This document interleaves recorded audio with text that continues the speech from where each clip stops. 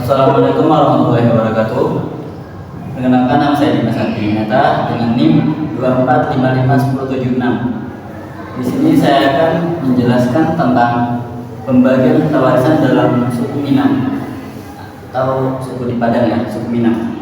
Karena dalam suku Minang pembagian warisannya cukup berbeda. Sekarang saya akan menjelaskan terlebih dahulu tentang hukum waris di Indonesia. Itu mengenal tentang adanya 3 sistem hukum, yaitu yang pertama ada hukum waris menurut agama Islam, yang kedua hukum waris perdata, dan yang terakhir itu hukum waris adat.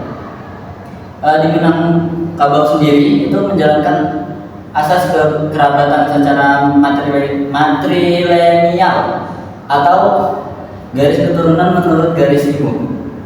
Harta yang mereka junjung merupakan harta turun-temurun.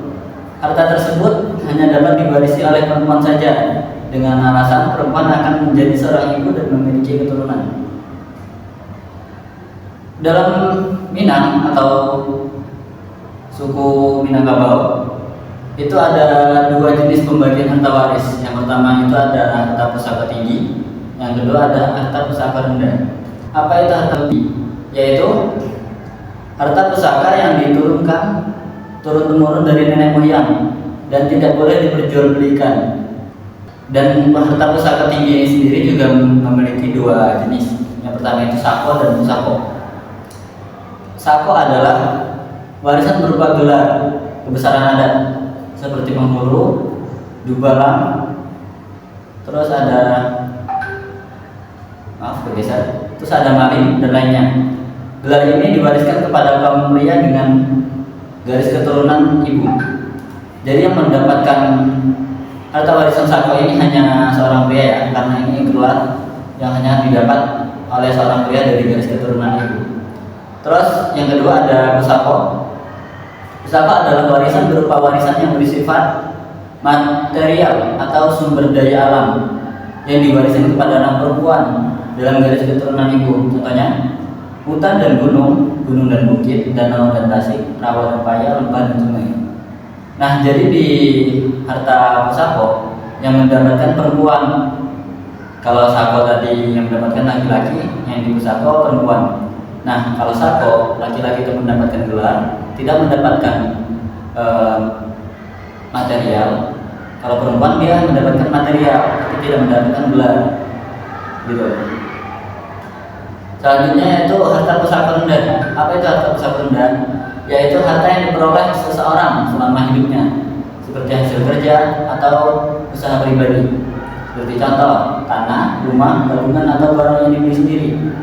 Berbeda dari harta pusaka tinggi, harta ini diwariskan berdasarkan hukum faraid dan bisa dibagikan kepada semua ahli waris, baik laki-laki maupun perempuan sesuai cetak.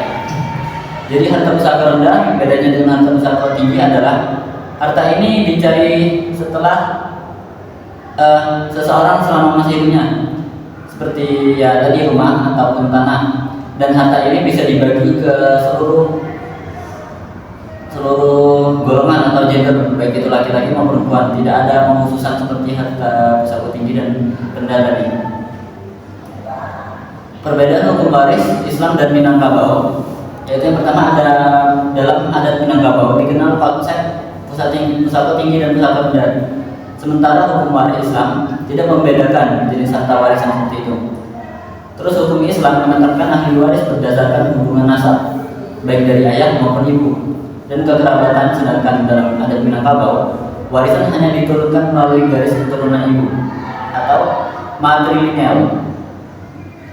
Jadi kesimpulannya, dualisme dalam sistem pewarisan, hukum Islam tetap menjadikan acuan utama dalam penyelesaian sengketa dan menjadikan keadilan bagi seluruh ahli waris.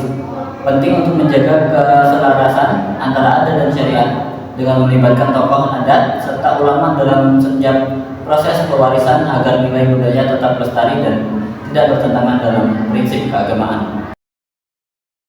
Oke, baik, sekian penjelasan dari pembagian waris dalam Minangkabau dari saya akhiri. Wassalamualaikum warahmatullahi wabarakatuh.